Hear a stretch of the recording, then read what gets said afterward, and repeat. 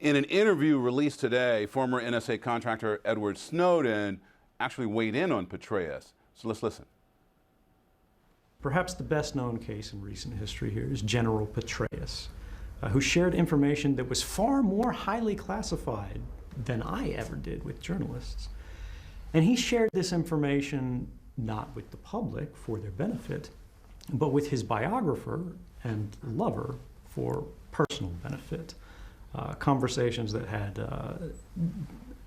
detailed information about military special access programs that's classified above top secret, conversations with the president and so on. When the government came after him, they charged him with a misdemeanor. He never spent a single day in jail, despite the type of classified information he exposed. Okay, there's a lot of backstory going on there, but Sure. Look, on the other side, you look at David Petraeus' bio. He served 37 years in the Army, four-star general, former CIA director, former CENTCOM commander. Nonetheless, given even all of that, do you think Edward Snowden has a point? Well, no, I wouldn't.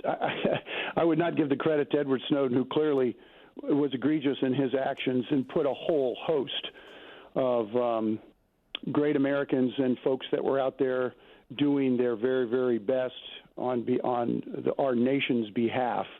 And to compare those two is faulty and is a narrative that I wouldn't even want to try to honor with a response. But I find it quite interesting that now there's this, what I would call this juxtaposition of argumentation.